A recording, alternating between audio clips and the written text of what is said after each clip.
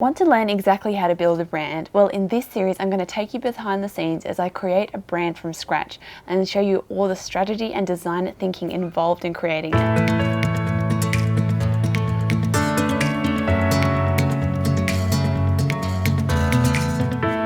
In the last video, I talked all about the idea for this brand, so if you haven't checked that out yet, make sure you check it out. There'll be a link up above so you can go watch that video, because it's all about the idea I have. And in today's video, we're going to start talking about the brand identity. So this includes the strategy behind the identity and then how we translate that into visuals. So I have a little bit of a plan how I'm going to break down this process. So originally I was just like, oh, I'm just sort of going to vlog it. I'm just going to take you through, show you what I do. But I've sort of worked out a bit of a structure of how I can work you through this process. So the first part, the last video, was all about the idea. So this next video is about the brand's identity and that visual identity.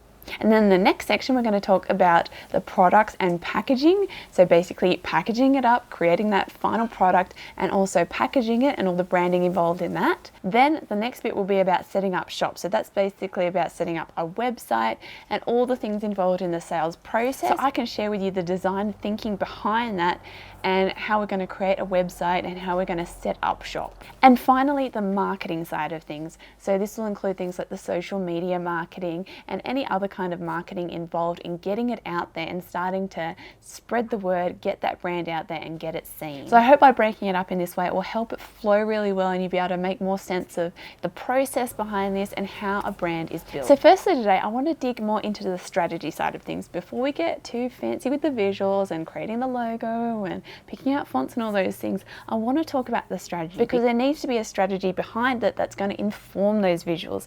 We don't just want to randomly create something that looks pretty and we think looks nice, but we actually want to have an informed strategy that's going to tell us what we want to communicate with these visuals, what we want them to actually be expressing and saying.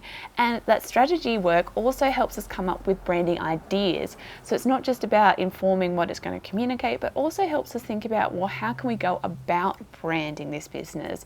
What kind of things can we do that's really clever and creative that's going to make it different and make it stand out? So first of all, let's have a look at the brand story. So the brand story usually is the story of the customer. So thinking about where they are now, how your brand gets involved in their lives, and then where they end up afterwards. So that story, the transformation, where you're taking them. So in my case for this brand, the customer wants to feel more confident and self-expressive. They want to be able to use fashion as a way to express themselves, and they want to feel more confident and joyful and good about themselves. So they really want a tool, something that they can put on or use that's going to instantly make them feel more confident and better. Something that they can easily use on a day when they're just not feeling great, you know, like if you're having a bad hair day, or if they've got something coming up that they really need that extra confidence boost. Maybe they've got to do something they're a bit scared about doing, or they've got, you know, some sort of big event, or they're going to have to push themselves out of their usual comfort zone, and they want something, a small tool that's really easy to use, something they can just put on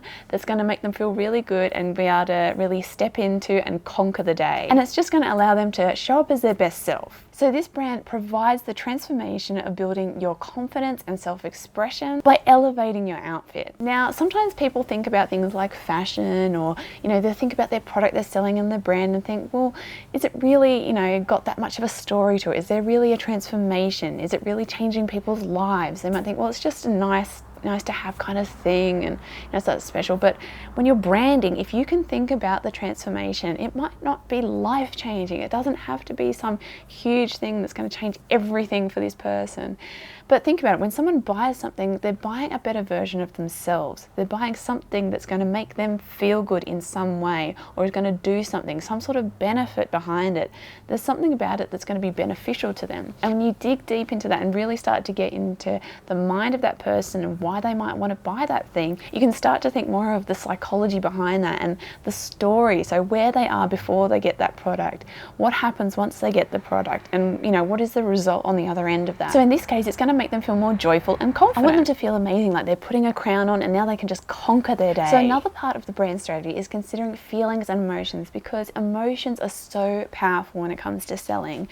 Emotions are really going to tie people more closely to something. They're going to feel something about it. And so it's really important to really tap into the emotions involved in your brand. So depending what you offer and what you sell, you may want to be considering the emotions of how they're feeling beforehand, and also the emotions they're feeling when they find your stuff, and then the emotions they feel once they interact with your brand. Sorry, we just had to move locations because someone started using power tools outside. Someone is also mowing out the front, so if you hear some mowing sound in the background, I'm sorry about that, but it seems like everyone just wants to make a noise today. But we're going to keep going because I really want to share this stuff. So some of the feelings that I want to express with this brand are feelings of joy, self-expression, power. So in this, I'm thinking that sort of that feeling that you can conquer the day, and just sort of feeling amazing about yourself and feeling like, yes, I can do this. Yes, I'm strong. And then there's feelings of confidence also, and then feelings of playfulness. So I want it to feel a little bit more playful and fun.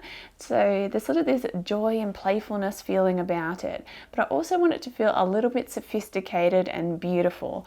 So I don't want it to feel too overly joyful, playful, kind of super bright, poppy kind of thing, but it's sort of this sophisticated, joyful confidence. And the feeling I want people to get when they come across the brand is excited. I want them to see it and think, wow, that is so cool. Oh, I want that. And, you know, thinking that is so fun and so different, and I really just love this brand. It just makes me feel so good about myself. So the next thing we want to look at is the brand promise. So the brand promise is all about setting expectations, what people can expect from the brand. So I've written it down for this brand. So I've got unique quality handmade statement headpieces and scrunchies that make you feel amazing.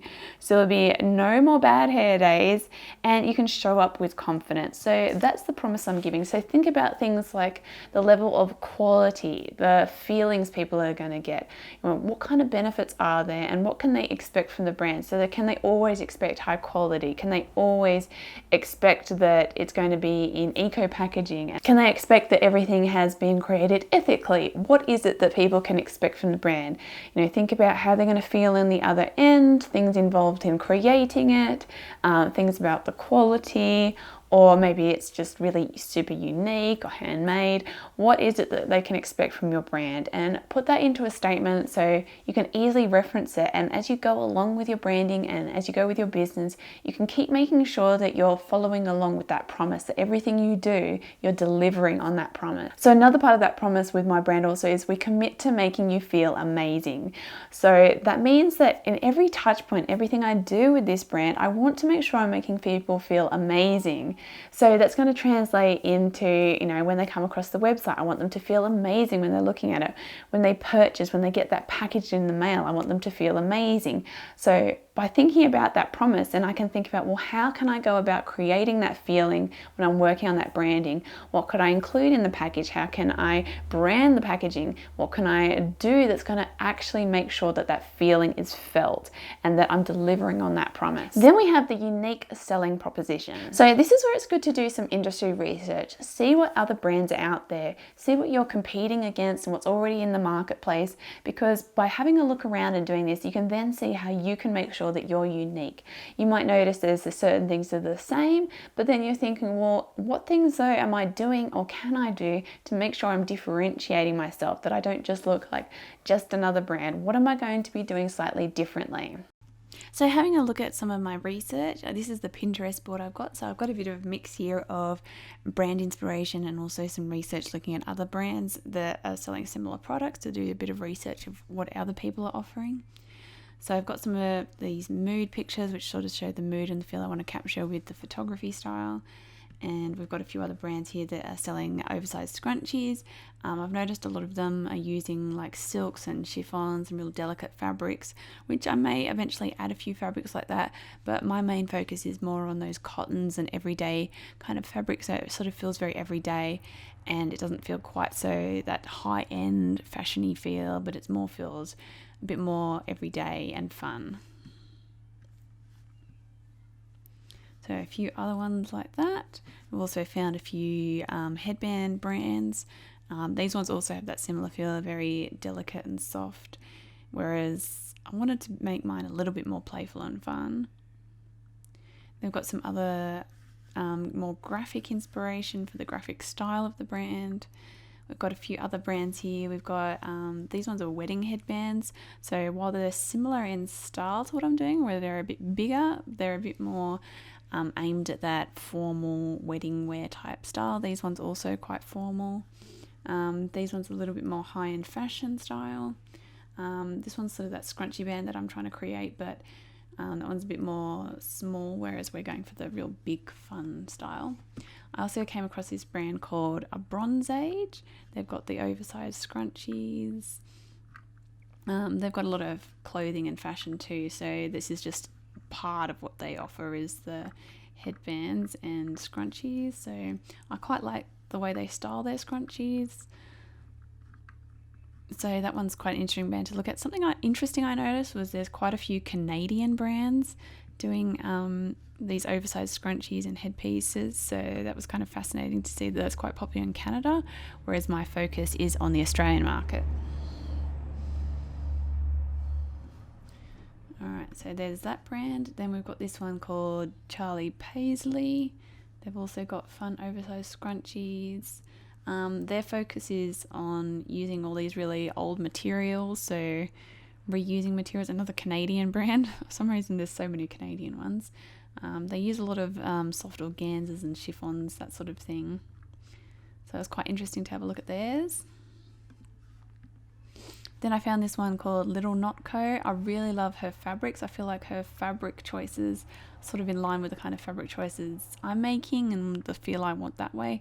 But then hers are more regular size, whereas I'm going for the real big size. But I did enjoy looking at the kind of fabric choices that she's selected, because it's quite similar to the kind of feel of fabric choices I'm looking at.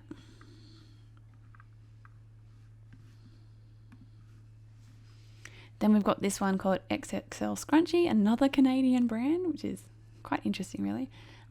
This feels a little bit more dark and moody. So that one's quite an interesting one to take a look at because she's quite successful. She seems to be doing quite well with them. Then I found a Melbourne label called Celini Martin. So this one feels a lot more designery because it's more focused on the designer, and her pieces are a lot more expensive. So they're more this really special piece from a designer, whereas I'm more aiming at that more everyday market. So mine would be more considered a bit more high street, whereas this is a bit more high end.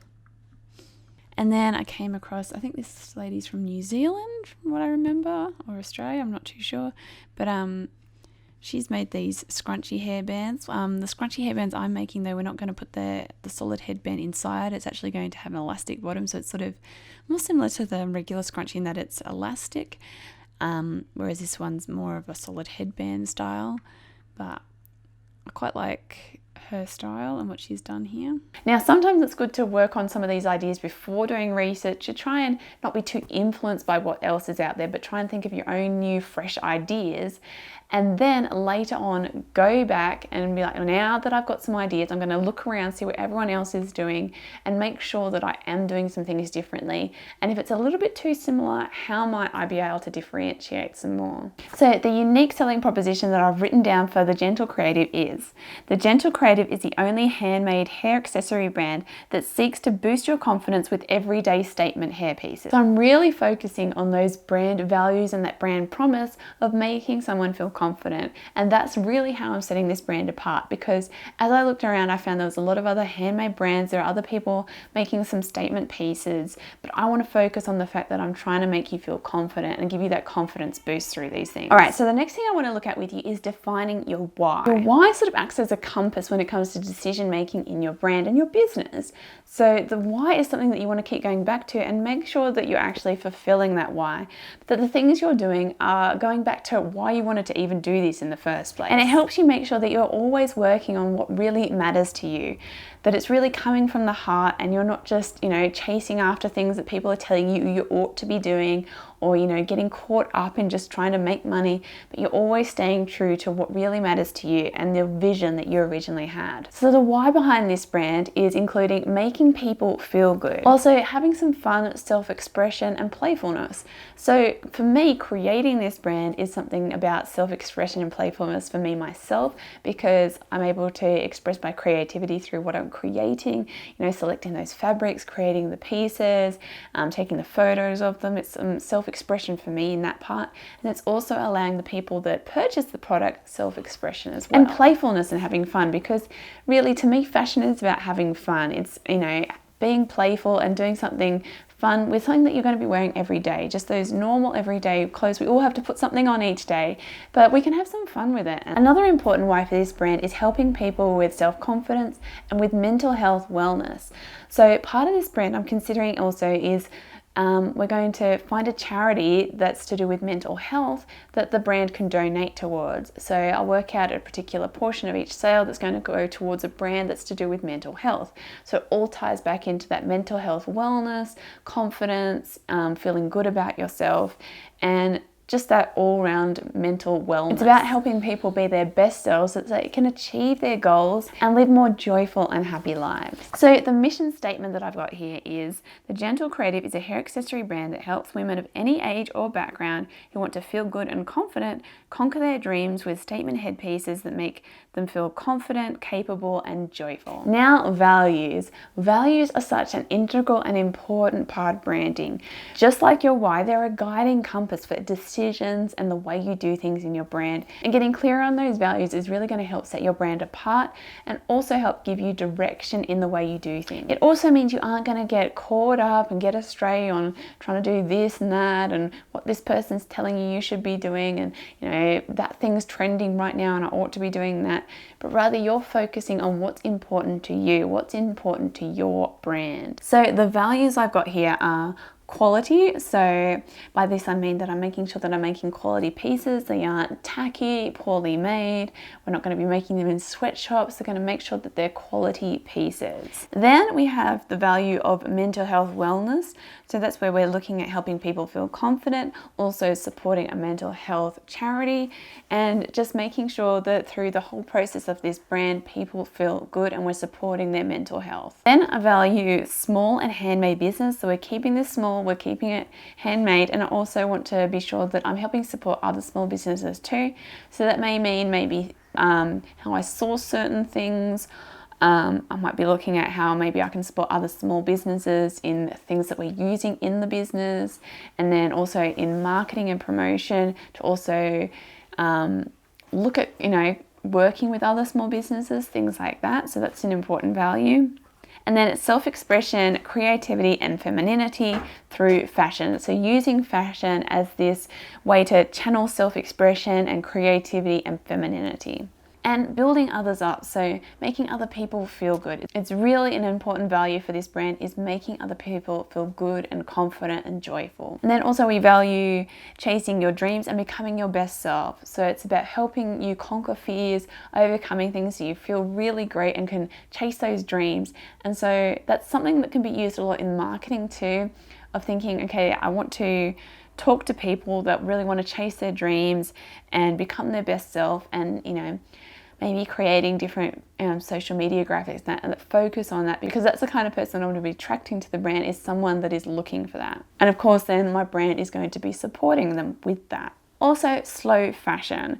So if you haven't heard of slow fashion before, basically it's the opposite of fast fashion. We're not trying to create something that we're just cranking out mass amounts of that people just wear for one season, then get rid of and, you know, chuck it in the bin. We want to create something that's really quality, that people want to keep for a long time, something that's fairly timeless, something that they're going to keep reusing all the time. It's just going to be small production, so we're not doing mass scale production, and it's going to be quality product, something that isn't going to quickly wear out and they'll have to chuck out because it's over and done with. And also looking at occasionally using reclaimed fabrics. So a couple of the fabrics I used in my launch collection were things that I found at op shops. So it was even things like some curtains that nobody had ever opened before, and I cut it up because the fabric's still great, or some sheets that no one had ever opened up before. I think I found some sheets that I'm sure they were from the 70s and no one had ever opened it up, but it was this beautiful fabric and it can be used.